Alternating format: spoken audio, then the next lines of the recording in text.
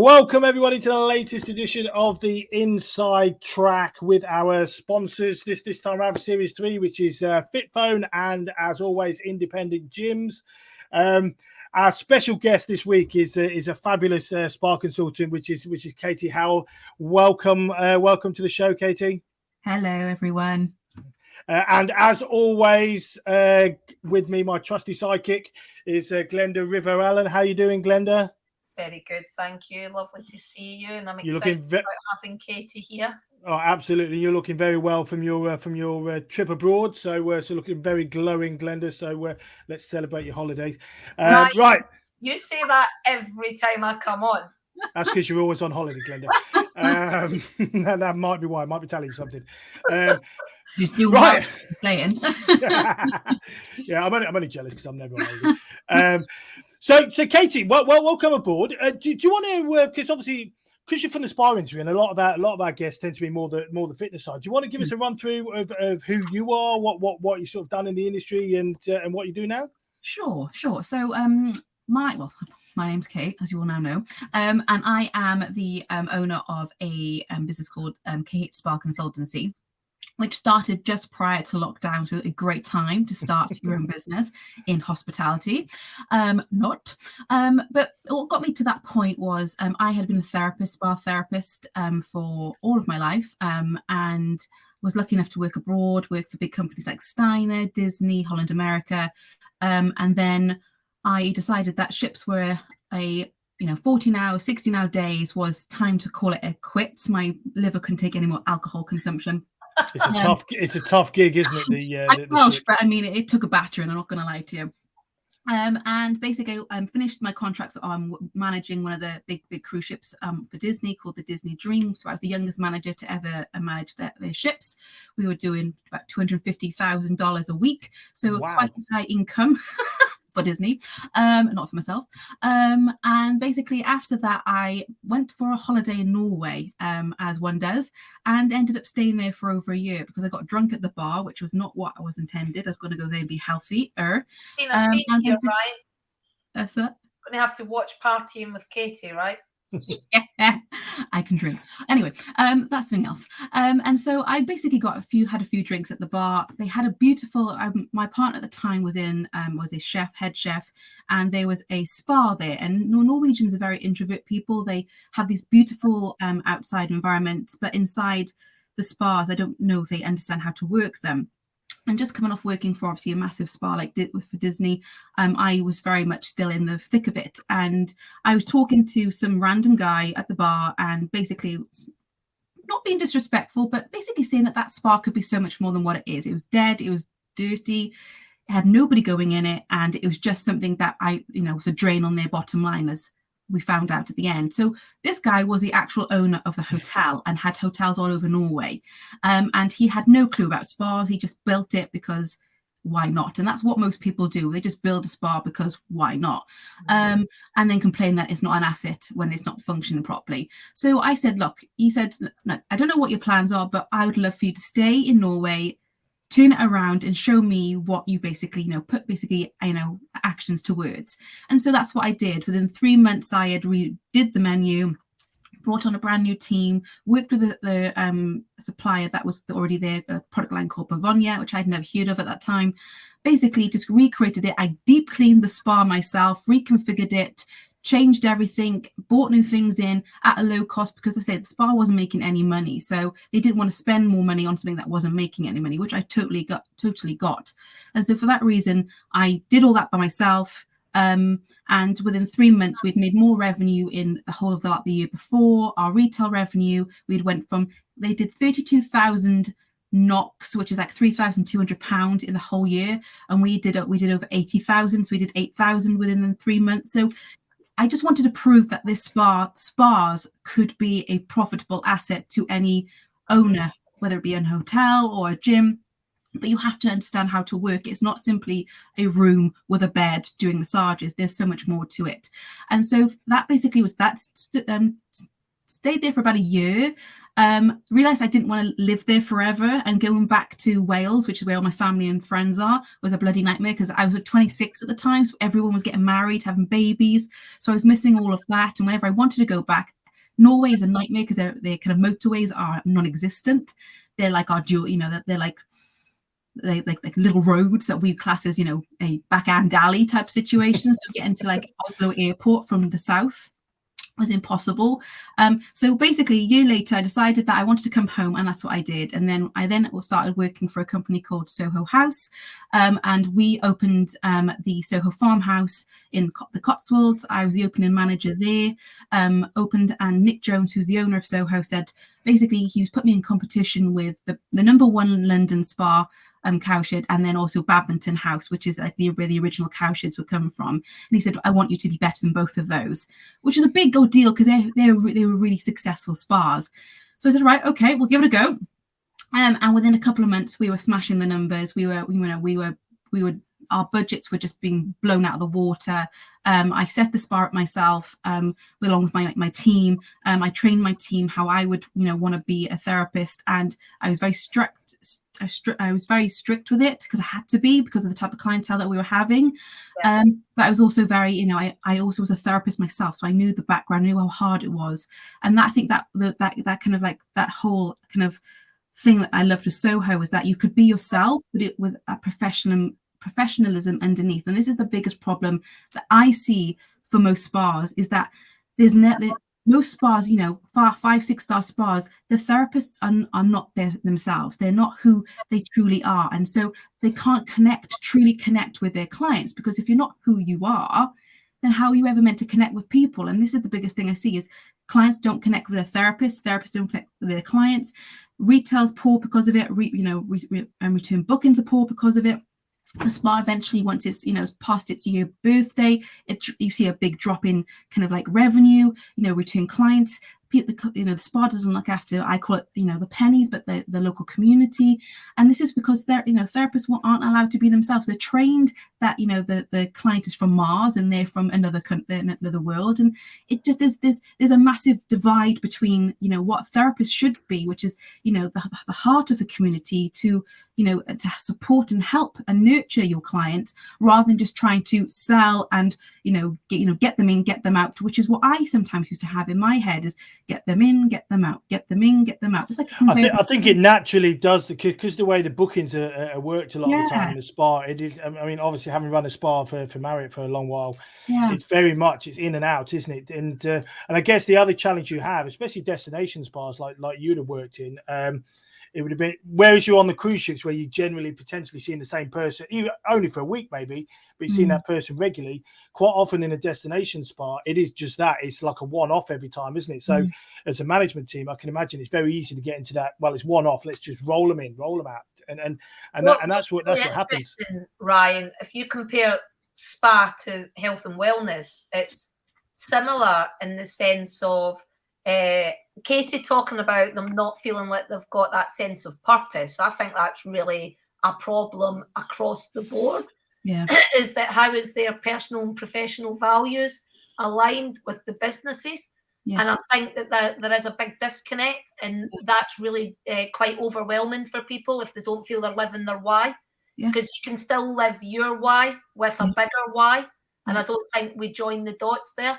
And the other thing that you just really make me think about, Katie, is we've got a serious problem with burnout in fitness instructors, or especially class instructors, Ryan.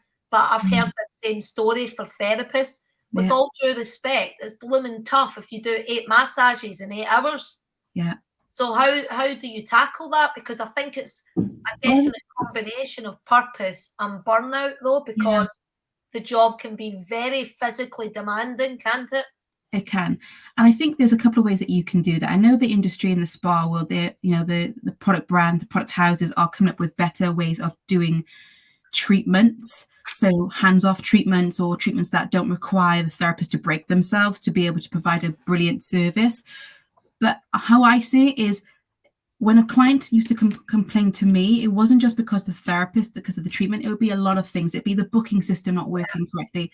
It would be the getting to the spa wasn't as simple as it should have been. the how they were greeted wasn't as nice or as welcoming or as homely as it should have been.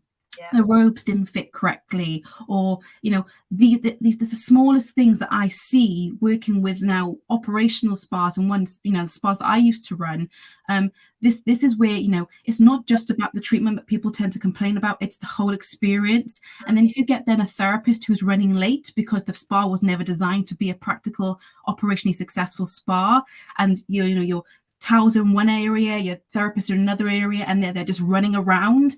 Like, this is all the stuff that I'm trying to stop in the new spas being built now. It's being more clever with the design aspect of it, because yes, every spa is beautiful, but what makes that different to every other spa that's been made to look beautiful? It's how you look after your therapists first, your management team, your reception team, everybody that makes that spa a home. So when you come into it, you instantly get whacked with the warmth of hospitality, rather than a cold, dead spa, which drives me insane, because those days have gone for spas. People want connections more than ever before, and spas are not able to provide that because therapists are unhappy, they're not motivated, they're not passionate about what they do anymore. We've killed that in them because we wanted them to retail, sell. Oh, we're not busy, right? We need to make as much money off that client as possible, and that's what they're being told every day in, day out, and it has to stop. And that's what I'm trying. At the risk of being controversial, though, as an operator who essentially the number one challenge is making it pay, right? Course, I mean, we're not even talking profit, we're talking about covering costs. There are many operations out there that are not making a profit. So just even to break even, how do you cross the bridge of working with an operator who's not covering their costs, and you've got demotivated therapists, and you're thinking the way, and we've all done it, the way to get the business to pay is to just get them pushing the sale more, but they're already demotivated. Have you got any good tips that you can give our audience? Because it still applies to class instructors and fitness clubs. Sure. What's part of the solution there? So there's a couple. So going back to what you said about sticking to your values as an employee and making sure that they are there at the forefront of what you do every day. So I always say that when it comes to interviews, the interview is not just for the company, it's also for the potential employee to find out if their values align with the company. Too often therapists, gym instructors will just get a job to pay the bills, and then that crushes them because they're then either inspirationally, emotionally drained because they're working for somebody that they don't actually like or trust or believe in. They do it because they need to pay bills, which again, I get that's reality. So if you can try and find out, and try and, when you're going into these interviews as an employee, potential employee, find out if you're going to get on with the manager, because the manager isn't really going to be going anywhere. Well, they shouldn't be going anywhere anyway. And if they are going to go in, hopefully they're going up in the ranks, up in their kind of like career. So you want to stay with them. So find out if you get on with that manager, like that, be open and honest and go, look, I want to know as much about you as you about me, because I need to be able to want to work with you, be able to come to you and go, I've got problems, whether it's inside of work, outside of work. A manager should care about all those aspects, because the management's job is to care about the employee, because then the employee will care about the customer, and it works that way. So for me, that's the first thing, is actually having interviews that are open and honest from both parties, because if the relationship is equal, the relationship will be a positive and a thriving relationship. But as soon as that balance is tipped, that's when the issues start to occur, and that's when frustrations occur. So that's one thing I would say, is moving forward, make sure your interviews, whoever you're hiring, don't just hire to actually be a successful business. The second one is, why, if your therapists or anyone in your establishment is demotivated, look at your language. Most days you'll have a morning meeting with your team. So how are you talking to your team? Are you demotivating them by belittling them? They're all adults in the room. Do you tell them about where we're at financially? Do you include them in the business aspect of it? Because I used to make them as much as in charge of our where we're at, then it was me. I got in the neck if it isn't going the right way. But my team were also with me, pushing me forward and making, how can we, creating new ideas to create more income, and how could we, how can we cross promote each other, like working as a team, like not creating issues within the team because of how you manage, because you're stressed. If you're stressed, take yourself out of the situation. I call it emotional intelligence, and I teach it to my team all the time. One little mitt goes missing, and that's okay, it's one mitt. Next day, another mitt goes missing. The next day, another mitt goes missing. She's got it in for me. Well, actually, it's because maybe there's something going on with her, but because they don't talk to each other, they take it personally, and then it completely changes the dynamic of the whole team, because they go for lunch and all they want to do is relax. And then you've got some bloody therapist who's pissed off, having a go, and basically then demotivating the whole team. So everyone comes back, they're like, and I'm like, what's happened? They're like, oh, Janet was having a rant about the mitts again. And I'm like, right, so what do? I buy a ton more mitts, because then hopefully every room has enough mitts. But it's like, but you have to talk to each other, because maybe that person didn't realize what she was doing. And this is the thing, as a manager, you have to look after your team. If there's issues, why are there issues? Why aren't you dealing with those issues? It's your job. That's what your job's there to do. I think it's interesting, Katie, because especially in a spa, from my experience of working with them, it's a different environment, and it tends to be a different. What's the best way to put it? It's definitely a little clicky is probably the wrong word, but they tend to be tighter teams in spas. Maybe it's because it's generally an all-female team. Which I think is one of the things, but that then can tip it either way. And I may be wrong in this, maybe talking out of turn, but generally from my experience, you tended to find if the team were solid and they were really good, they were brilliant. If there was challenges, it tended to be a lot bigger than if you had a team saying fitness or whatever. I don't know why. I think generally is because they were so close knit and they're working so hard together in that little environment and whatever, that when it went wrong, it's the problem got a lot. Yeah, exactly. The problem got a lot bigger than potentially what it could have been in something else. But you're right. It's a matter of having the right people in the right places. Otherwise, that one person, it does go round quite quickly in a spa. It's and the one thing that I learned quite quickly is disc training. So again, I'd also figure out who my therapists were. So like you said, there was tight-knit communities within the teams itself. So I would, every 3 months, the teams would change. So they got to know everybody. And then what I'd then eventually do then is I'd try and have certain personalities within the group that would work well together, because there's no point in putting people together that aren't going to work together well. You're going to get on with people and you're not going to get on. That's just life. So what's the point in, if you can, again, this is only if you can, if you've got a big enough team.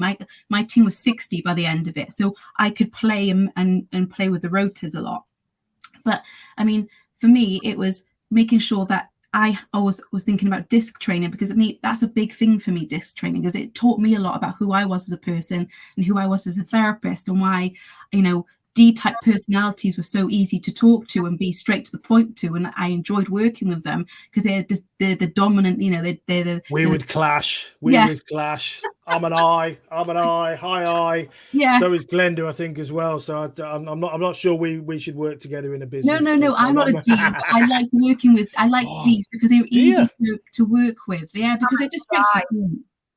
My combo. I'm just thinking, guys, back to the other week when I was at Spa Life International. Yeah. Categorically, this topic we're talking about, demotivated therapists or attitudinal challenges, was the number one thing that kept coming up. Yeah. But again, I just like putting out there like a bit of realism, right? We're not the best payers. There is talk of therapists leaving the industry because they can get more money in a call centre. Yeah. Right. And obviously, I think it's a bit of the right time. I just wondered what advice you'd give, Katie, about thinking right out the box, because the amount of people that are coming back from having a family that would make an amazing therapist if you were willing to work with colleges and universities, well, especially the local college, because they are good at their vocational training. They offer beauty therapy apprenticeships now. The fact that you could bring someone in and train them up with your way of doing things, and they are committed to getting back into the workplace. They want to work part-time. they're super energetic about getting a job again. I think that there is an absolute need to think out the box here. Yeah, because we've got a recruitment challenge, haven't we? Huge. And there is a local college in every single place that we have these spas. I just wondered what your thoughts were if we're doing enough to work in partnership with the idea. And I know a lot of companies will say, well, we don't really want an apprentice because it's going to take time and it's going to take money. But at least you can get them in and train them the way you want people to work. Yeah. I just wondered what you thought. I suppose there's quite a few things to that. It's obviously, therapists are one of the biggest outgoings for spas. Obviously the head count. So yeah. I know that I struggled with every finance director I worked with struggled to understand that having 60 therapists in the books wasn't actually 60 full-timers, because what you said, Glenda, the best therapists are the ones that are passionate about what they do. And I know now for a fact, having a child, that sometimes getting away from your child is quite enjoyable, and doing 8 hours of massage I probably wouldn't say no to, because it's much easier, and in the break you can get your cup of tea and it stays warm. So for me, it's balancing, like I say, the finances versus the reality of what exactly you're dealing with. The other thing that I talk about a lot with building spas is connecting with your local colleges, because at the moment the build rate of spas is just gone through the roof. There's been spas being built everywhere at the moment, especially in Yorkshire, and there's only like 3 or 4 colleges in Yorkshire that supply therapists. So I say, well, where are you going to get your therapist from? Because this is a big thing. It's a thing that I had to deal with when I was at Soho. I was like, where do I get? Because obviously I was in the middle of nowhere. I was in the Cotswolds. We're not really close to any major city. And so I was like, I had to deal with that. And so I was very lucky. I never had to go to agency. I always had my own team, because my team would always recommend coming to work. So again, are your teams recommending other therapists to come and work for you? If they're not, you need to think, why aren't they? What's stopping them from recommending? Sometimes it's hard, but maybe look at have some powwows, get your HR teams or get yourself in with, do a roundtable exercise, open conversation, productive, not negative, and ask them, what is it that why would you recommend us and why wouldn't you? And start working on the why wouldn't yous. Ask your team why your, the spa isn't as busy or you can't get as many therapists. Like, again, and, create a team experience, like allow them to help build the brand. So if the business is successful, they can go, I was a part of that success. I'm not just a therapist. I want to be a part of a successful team. And this is, and for me, that's one thing. The other thing as well is, say, building relationships with colleges. But again, what I've realized, because I've created myself, so during lockdown, when obviously hospitality went down because of COVID, I had to maneuver my business to be able to pay my bills. And I become an ambassador of a skincare brand, because that's what I was good at recommending. And I always educated over sale. So again, like you said, Glenda, people if they're good at sales, they make more money selling cars or selling holidays or selling whatever than they are inside a spa. So if you're good at sales, you're not going to stay there. You're going to go and find a different kind of different job that pays more. But the people that stay there is because they want to help their clients. They want to help. So again, it's changing the mindset of your therapist into, I don't want to sell. I change my therapist mindset is, I want to help. Now, the biggest problem is they want to help, but they don't have the education to support that help. So when you have got clients coming in that maybe going to come in for a facial, I'm like, my background is skin. That's what I care. That's what my passion is, because I had bad skin when I was younger, and so it got me into that field. And what I realized when I started doing treatments is I had no education. I used to work in America, so a lot of the Americans are trained very differently. They're much more thorough in either estheticians or massage. They concentrate on one area, not on everything. And I realized very quickly that I was really badly poor in knowledge, and my clients knew more than me, and I didn't like that. And so every hour I had, I would go and revise, research, do anything I could to find out more about what the stratum corneum was, what the lipids were, what is all of this stuff that I do not know. Lymphatic system, what is that? I had no clue, and I just come from college. And it's scary to think, but most of our therapists are also in that same boat. They don't know enough to support and actually help. So when your client comes in and go, I've got dry skin, I'm acne, I'm sensitive, there's 3 different things that you've got to actually be able to support them on, and over a time being. You've got to sort out the barrier first. You then got to then sort out the hydration aspects, because there's no point in putting hydration if the barrier doesn't work, because it's just going to lose water anyway, the skin is. And so if you do that, that's not going to work. The acne is because the skin's probably alkaline and not acidic. They know none of this. And so they just out of interest, Katie, have the because I know when we were running spas, the actual product houses were fairly good at providing training. Is that still the case? Are they, or is that sort of gone sort of backwards? From my own experience, they only have a certain amount of time with the therapists, and also they have to train them on the product. It's not their job realistically to train them on the skin anatomy. Like it is if it works, like, you know, the Langharen cells, like the fighting cells, like what is that? I'm working with a skincare brand that talk a lot about that. And I was sitting in the training session and you could see the therapist be like, what does that mean? And because they're quite introvert people, they won't go, what is that?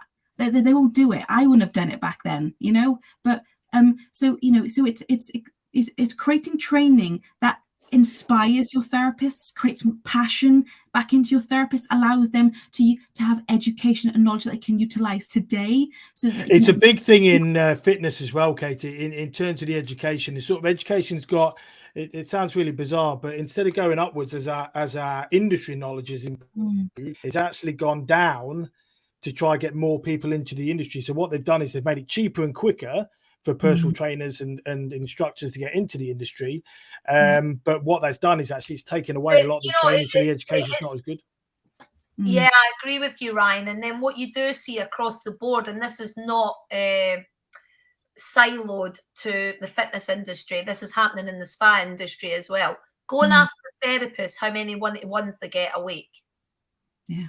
Or with the manager or the leader. And I'm honestly going to say to you that the average, if they get one, they're lucky. And then what does that one-to-one consist of? Because, and I'm saying this as a previous leader of a lot of people myself, but we are notoriously bad at giving feedback. And we are notoriously bad at building people up. We tell them for 3 minutes in an appraisal once a year what we really loved about them, and then spend the following hour and a half telling them everything they didn't do. So it's a real challenge. We've got this dichotomy going on at the minute where the staff are demotivated across the industry, but we've also got people that have not been given the right time, investment and resources to build their management skill or their leadership skill. And another interesting one is just because you're a leader doesn't make you a good manager. So we see this all the time, Ryan, where the owner is the manager, but they're not a good manager. They might be good at creative, visionary ideas, but they're not a day-to-day manager. And then they'll say we don't have a budget for a manager. Or in the spa sector, that we don't see that as much because it tends to be that they have a manager. It's not the owner, but they're not always highly trained to deal with. On the flip side, you also have the issue, and I saw this many a time, where the manager would leave and the next therapist would literally effectively take that role. And quite often that therapist wasn't. They can be a senior therapist, but they were never a manager. As long as I had one or two like that. And you're sort of going, in the end, you end up taking someone because you couldn't find the suitable, or like you say with the finance guys, they wouldn't support a more expensive manager. And you ended up having then a senior therapist running the business, which, whilst they were brilliant therapists, while they were brilliant at that sort of number 2 level, they weren't suitable as much, because there is a massive difference between managing especially a spa. When you start looking significant rooms, you need someone who's a business manager as well as understanding the business. A therapist not necessarily is that. So just a quick one for me. I'd love to move because we'll run out of time otherwise, talking just about the staff in the business. I mean, obviously you do a lot of work, Katie, with obviously building new spas and everything else, and you're saying that it seems like there's a bit of an explosion at the minute happening with new spas. Any reason why you think that? And is there sort of new types of spas coming? Is there are you seeing a change in the industry? Yes and no. Great question. Because obviously COVID, it made people realize that wellness was a big part of their lifestyles. And prior to COVID, people were running themselves into the ground, and because that's what we almost get told to do, leave school, either go to university and then go into a job and work 60 hours, and that's okay because that's what everyone else does. And I think after COVID, we realized that actually we missed people, actual connections with people. Yeah. And so my role, what I want to see is I want to bring passion and fun back into spas, because I think spas are boring. I don't feel they've got any passion. There's no soul there. There's no characteristics there. It's just another beautiful space with a load of other rooms, a couple of jacuzzi jets, a pool, some lovely music, and great therapists that look like they want to go for a jog. So what does this utopia look like to you then? What's the where because I mean, like, we've all been to some really nice spas, and it's you walk in and you go, oh, this is really relaxing. What would you like to see the move from where we are now to? I want to see fun. Like I said, for me it's fun. Like going to a spa, like everyone's like, if you go back to the times when spas were free for everyone, it was a communal environment. It brought everyone together, and that's what spas were there to do. And then it got a bit posh, it was for the elite. And, we had to sir, welcome, sir, welcome, madam, welcome, Mrs. Jones, Mr. Jones. And don't get me wrong, there's a place for those spas, and always will be. But I'm not that place. For me, I want to know who you are. I want to know when you walk through that door that your name is Sue, or your name is Ryan, or your name is G. And I want to know who you are. I want to give eye contact to you. I want to smile at you. I want to know that as a person, I'm okay to be Kate, but have a professionalism that sits just behind that Kate. I'm 5-6 star, but you also get to know a little bit about me as well. And that's what spas are lacking, and that's what therapists are scared to do, just in case they get in trouble. And I want spas to have personality again. I want if a group of girls come in and they want to have a fun day, then god damn it, they'll have a fun day. We'll have different sections within the spa that allow people to be quiet and mindful, and the people that want to actually have fun. I want to create spas that reignite imaginations again, that get people motivated again, that you don't have to be healthy, but also like my auntie always said, that it's just a little bit of everything that keeps the world turning. And that's what I want spas to be again. They're phenomenal. They look beautiful. Most spas, all spas look beautiful. Like, we can't deny that. But no spa really has soul anymore. It not has passion anymore. It isn't. It's not like you leave and go, my God, I want to go back there again tomorrow. It's like being on holiday in there. I did at Belgorm. Do you know what? I've heard so many people say that, so I have to go to this. I haven't been there, so I can't say. Because it was amazing. Let's book a session out, then we'll go down together. Honestly, I'm up for that. Ryan, how much did I, giving the guys a plug on here, how much did I say to you that those guys delivered on experience, customer service, friendliness? Like you just said, it was stunningly beautiful, but there was so many areas that you could go to that if you wanted a different vibe. It had it all. But I think the point is it's taking that journey, isn't it, and going, okay, we know at every point in that journey what the wows are, and I think a lot of businesses have lost that, because they've, like you say, they've got into this. We work 60 hours, we just grind, we just do, and we deliver great facility. And we it's the same as what we do in the fitness. We stop telling people that a great facility will get you make a great business, because it doesn't. Doesn't matter how nice your club is. Ultimately, the staff and the journey is what makes people keep coming back and enjoy it and create that community. I think you're right. That's what spa needs. Exactly. I want to create flexibility within spas for their customers and for their employment. So from a rota's perspective, flexibility to have the best therapists, to be able to have those when we need them, to be able to be flexible with their clients, to be able to say yes, yes, yes. And that's one thing I loved about Soho House. It was a yes, yes, yes ethos, and it got you into a really creative mindset, because you had to say yes, because that's what our members were used to. And so for me, that was an amazing experience for me to be able to go, wow, I can be myself, yet be really professional, and have the most amazing team, the most fantastic clients, and attract the right clients. Another thing as well is to be able to build spas that don't always attract everyone, that attracts a particular niche client. You don't have to attract every single person to be a successful environment. You know, there's been, I'm talking to a client at the moment, and he loves to smoke. Like, that's his thing. He loves it. Some people like wine, some people like to be healthy. He's like, I want to smoke. I'm like, well, create like an old gentleman smoking spa then. You went, can I do that? I'm like, yeah. Like, you will attract so many interesting people to that spa. They will come all over the world to be able to smoke in a spa. Like, obviously, ventilation needs to be a big problem thing that we need to think about. But it's like, why not? Like, why do we have to stick to the same four walls? Why can't we be different? Why can't we think outside that box? Like Gloria said, and you know, and make, obviously then the therapists need to be okay with that smoking. So maybe they're smokers. We know loads of therapists that love to smoke. You know, like, it's just it's there's so many things you can do with a spa, and I think this is the time now. And the next generation of clients that coming through want that. They want to be able to be wowed and, you know, and have experiences. And it's not just about, you know, a treatment. It's not just about products.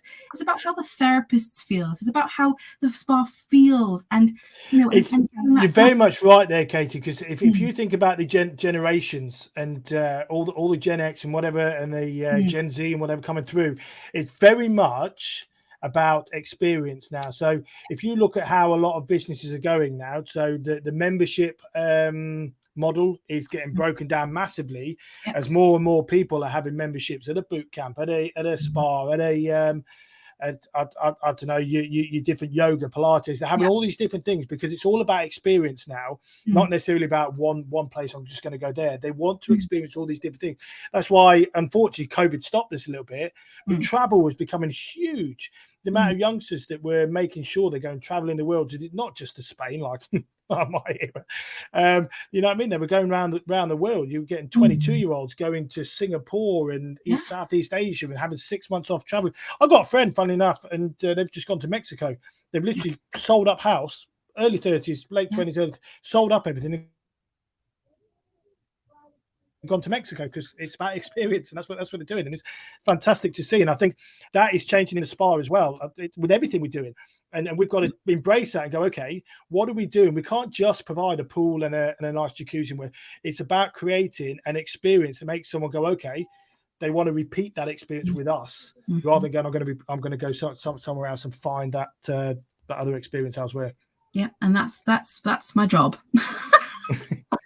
And just quickly, how do we differ in the UK? Because obviously I've been out to Turkey and we launched the JW Marriott out there, which was vastly different to the money that was being spent in the UK.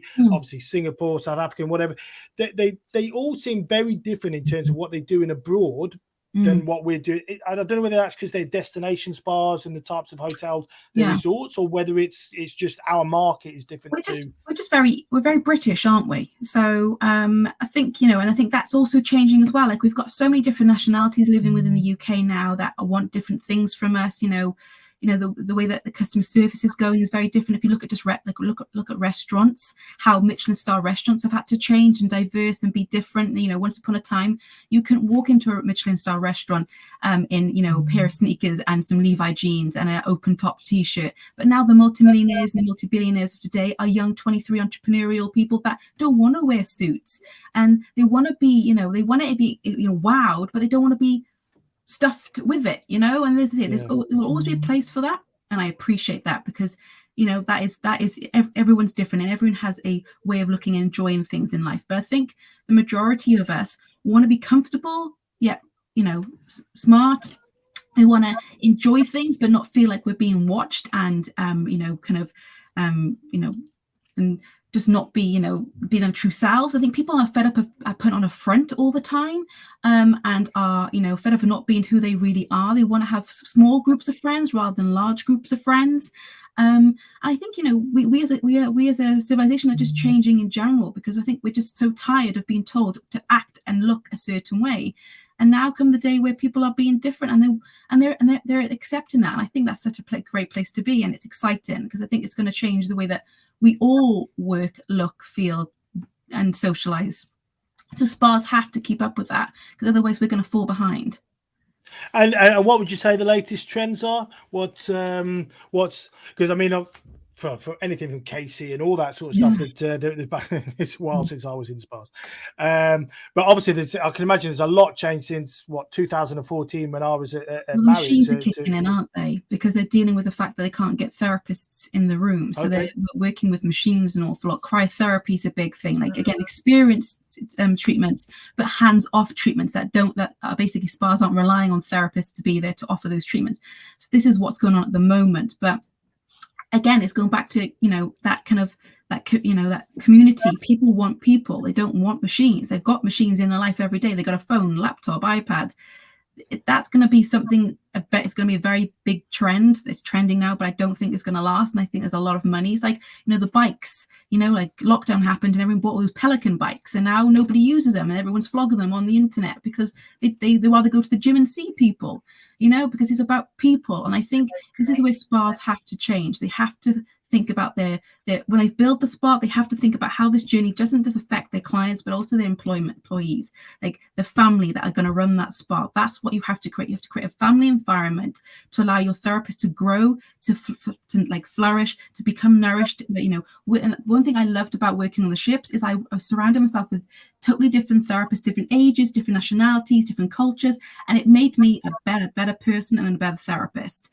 And I think that's what we want to be able to do now is, welcome, obviously Brexit's made this a bit difficult and harder, but be able to welcome other nationalities into our spaces, to be able to teach each and every one of us how to do things differently, different techniques, and also train internally. Is there a therapist that's really good at Reiki? They won't be able to teach it properly, but teach movements that therapists that have just come out of college can utilize in their own experiences. So that makes them a better therapist. So there's so many ways of doing it, cheaply, where no money spent at all, and you're allowing and promoting your therapist to be the best they can be. And then you can bring in then people like me who are, good at what I do, which is talking skin and making skin much easier to understand. And it's, not basing it all on products, and allowing you to be able to educate your client in a really informal, fun way, and bring us in. And then you've got you've got then an inspirational, passionate powerhouse spa. And sometimes that's all you need. I think that, and I know we've talked about this, Ryan, but I think the spa industry's got a massive opportunity to see wellness, in Katie's point about community. That's why I think a wellness type program that can bolster income from the local community when the tourists are gone, because I know that a lot of the income comes from people that don't live in the local area, because they get inbound income from people just visiting these hotel spas, for example. But I was quite surprised that as much as 30% of the income comes from the local community. That's so there's amazing. a big opportunity there for the spa industry to see well-being and the opportunity that's presented about our lack of activity and our lack of good nutrition and our lack of sleep and every other well-being measure. I think the spa industry is beautifully placed to do some community work around what well-being really looks like. And that could be a lead generator into treatments for sure. Absolutely. Like, I'm just giving one example, but if you did a well-being program in the spa that talks about body composition, you might then have a leg contour wrap, whether they work or not, it doesn't matter. You can still then sell into your product range. Do you know what I mean? Mm-hmm. Now, we know they don't all work, but that's not the way to sell it, Glenda, is it? I'm going to say this wrap that don't work, but it doesn't matter if it works or not, because I can sell you some products. Look, all I'm saying is I know that there's mixed efficacy about some of these treatments, but some people like, whether it works or not, they like the experience, they like how it feels. There are people who know they don't get massive results with some type of treatments, but they'll still do some for different reasons.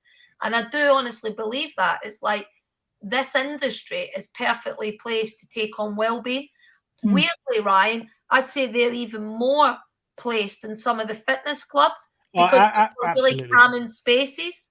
Yeah, I think in terms of idea where you have a group of 12 or a group of 15 and you get people in and you do like a menopause program, for example, and then off the back of the menopause program, you then sell in all these other products and the spa experience. I do think that thinking out the box is now necessary. Agreed. Absolutely. If anybody wants to know any more about programs like that, obviously give Glenda a shout, because she's your expert. Just finally, Katie, because obviously we've only got so much time with you. In terms of what you do, so obviously, do you want to give us an idea of what your consultancy actually does for spas? Because obviously you work with a lot, you've got a hell of a lot of experience, and I know you're really keen to drive the industry forward. So it'd be really interesting to know exactly what you do as a consultant with these sites.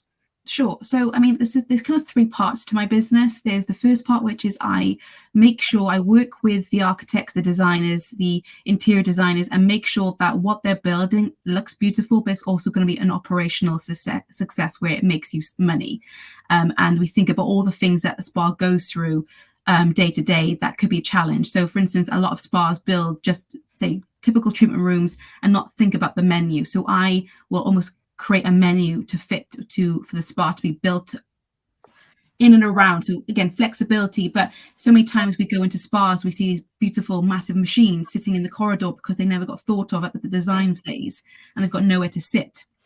So I'm making sure that everything that they're doing and they're designing is going to be a financial success long term, and not just in the short run, and make sure that the therapists stay there. So again, making sure that, okay, what therapist are you going to need? Do we need to look further afield? Shall I sort that out for you? So again, just making sure that all the the T's are crossed, the I's are dotted, basically. Then the other part of it is I work with operational spas that are not performing, like Glenda said, they're not making any money.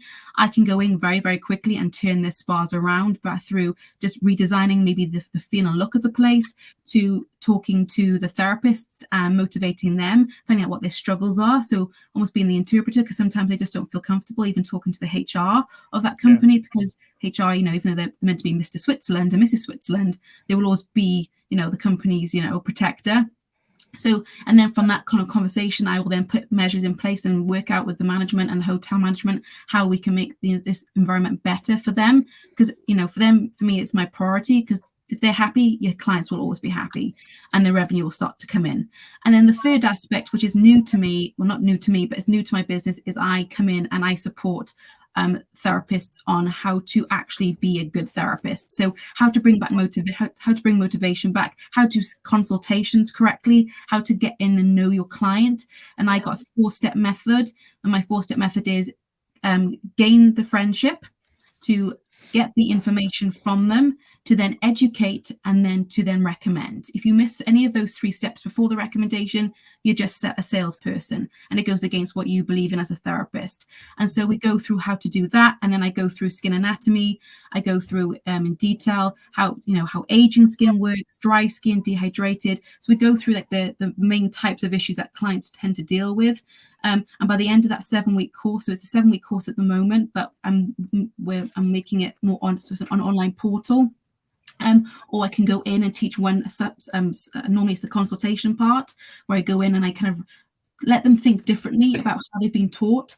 And within, and that has been massively successful for the spas, because their therapists come out of that 2-hour session and they're buzzing. They want to help people. They're like, right, where's my next client? I think that's the thing, isn't it? It's trying to get these guys out of their environment and going, okay, this is what we need to change, guys. Yeah. It's not about necessarily, because me and Glenda hear it all the times. We'll go into clubs, and you'll get the team going, we need a new this, we need a new that, we need this fixing, we need that fixing, and then you go, actually, what do you do on your journey? How do you meet and greet? What's your, you know what I mean? I always do a big thing, Fab 5, which is you smile, eye contact, hello, goodbye, every member, every time. That's something I put into pretty much every club, because it's your contact point. It makes sure every single person that enters your business, and it's simple, but it's like what a club's doing, and that's what you're doing in essence. You're going in and going, okay, where's your journey?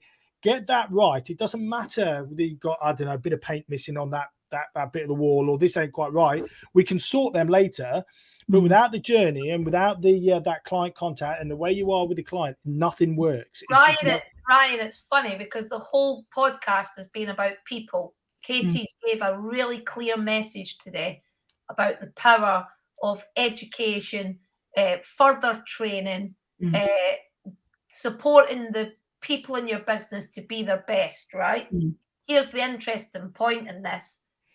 CrossFit or anything that's functional based proved to our industry that equipment doesn't matter, because they've opened up clubs with 50 grand versus the club round the corner that spent 3 million, and sometimes have got stronger communities and bigger numbers of members because it's a people business, right? The spa industry is even worse, for the sense that they're going to put £10 million into some of these places, and then they've got people that don't deliver at the back end through no fault of their own, to be fair. No. And it's really fascinating, because ask them what their budget is for growth mindset training. Ask them what their budget is for building resilience in the team. Ask them what their budget is for ensuring that people have got some form of work-life synergy and they feel motivated to come to work.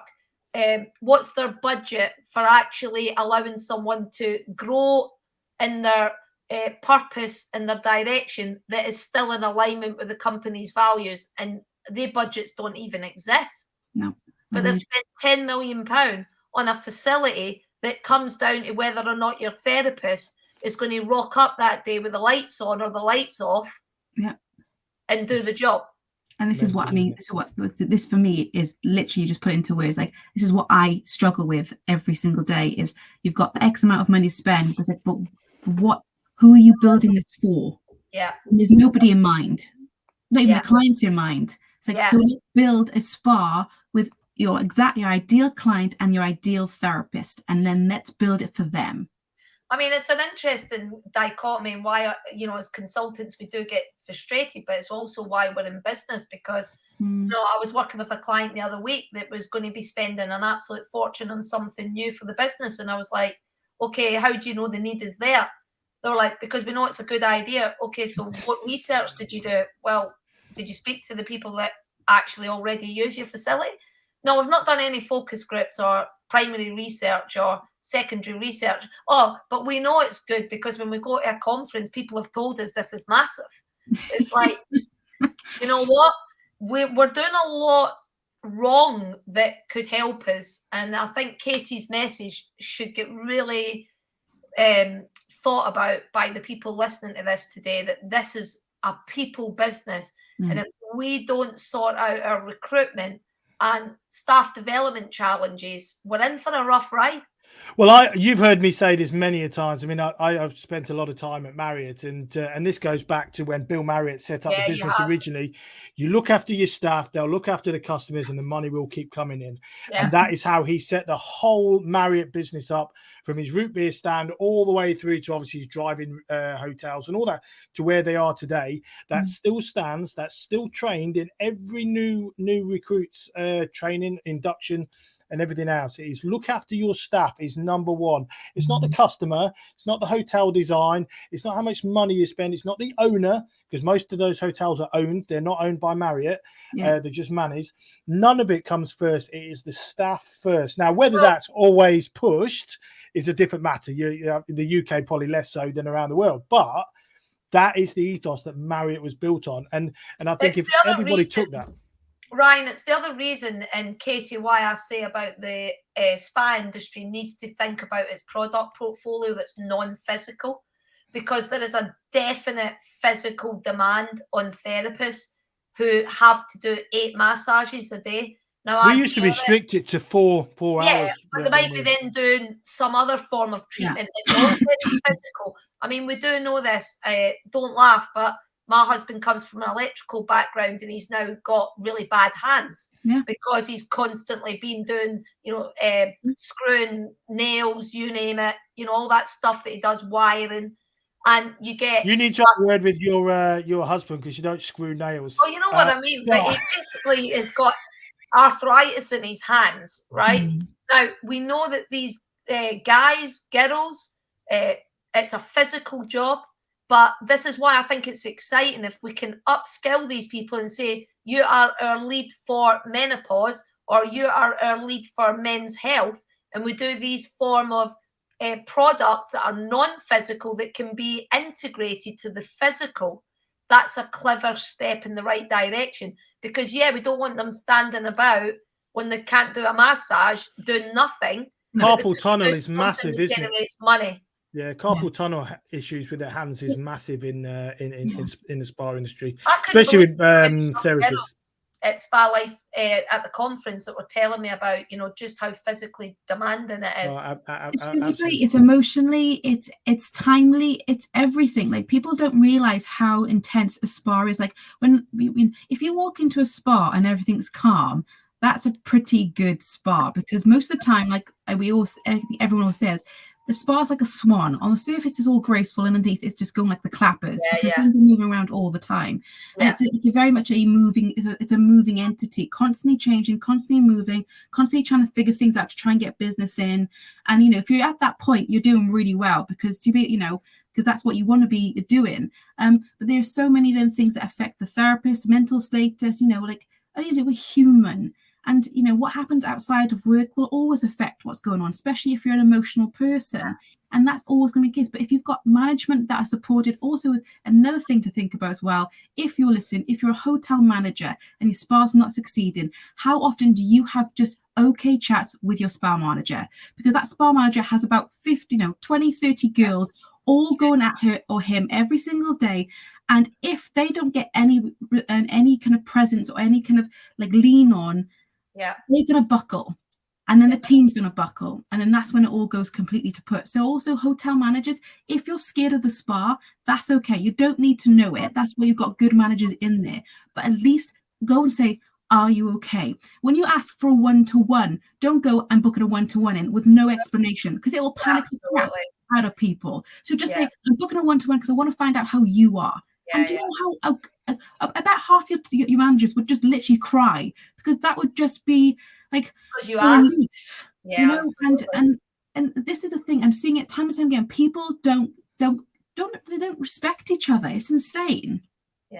And it all starts from the top. So if you do own a company and it's not going the right way, look at yourself first. I think right. And on that note, that's a great place to leave it, because otherwise we'll be here for hours. That's a brilliant message. Absolutely. It's a brilliant message and a great place to end. But before we do go, because there's something we ask every single guest in terms of what or who motivates you. Now, we all know, because my family motivates me, and I know Glenda's does. But you can't use that. So what, I don't know whether it's someone in the industry, someone in the industry motivates you to or revs you up and gets you going. Right. Okay. You didn't put me on the spot, but it's sometimes difficult. Can I say myself? If you want, as long as you've got a reason. There is a reason, because it's a bit of a silly, not a silly one, but I was horrific at school. Like, I couldn't read or write till I was about 7 or 8. Like, I really struggled with school. I found out I was dyslexic later down the line, but I was in a school where the teacher was just inundated with kids. And then I got moved to a smaller school with less kids, and I thrived in that environment. I went from being the worst in the class to one of the top in the class. And then I went back again because comp was not my thing. I got stressed, etc. And I got kicked out of my house. I got told I would never be anything. And basically, I just want, I motivate myself because it takes a lot of guts to go out on your own, and resilience. And I am my household's main breadwinner. And I just think that, there's so much, like, in an industry that's quite cliquey, I don't want to be at that, because I feel everybody has a voice, whether you're young or mature or you've been in it for years or not. We all have a voice, and we all have our own thoughts and feelings. And I think the best way that we as a community, as an environment, is to listen to each other, actually learn to listen. And I think that's one thing that I've worked, so on the last couple of years, I've really worked on myself, on my mental status, how to listen to people, how to respect people, how to learn when to offer advice and when not to offer advice. And I think that's something that is a really, really strong skill set to have, because some people just want to talk and they don't want to have advice. They just want to be able to unload on you.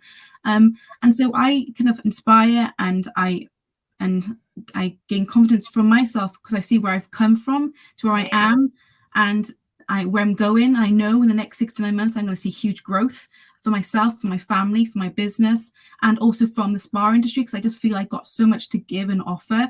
And I feel that in the next couple of years, I'm going to hopefully make therapists' lives really good and useful and purposeful again, and know that they have a place in the community, and actually a really, really important place to be, because you can literally change people's lives within 1 hour of being in that room with them.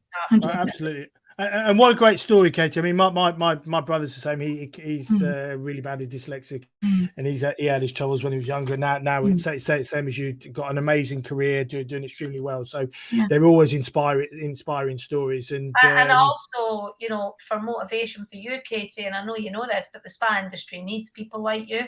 Yeah, I agree. And, you know, there is a huge opportunity for you to support the spa industry. And I think your passion is unquestionable, and I know that they'll see that in you. So we're blessed to have you do that job, because you know, it's needed, isn't it? And I think if anybody does want to get in touch with Katie, if you've got a spa, if you've got a hotel spa at the minute and it's not quite performing, looking to open a spa, or just want some support for your therapist and whatever to drive that business forward, then obviously all Katie's details will be at the end of the podcast, LinkedIn profile and a website and so on. So obviously get in touch with Katie.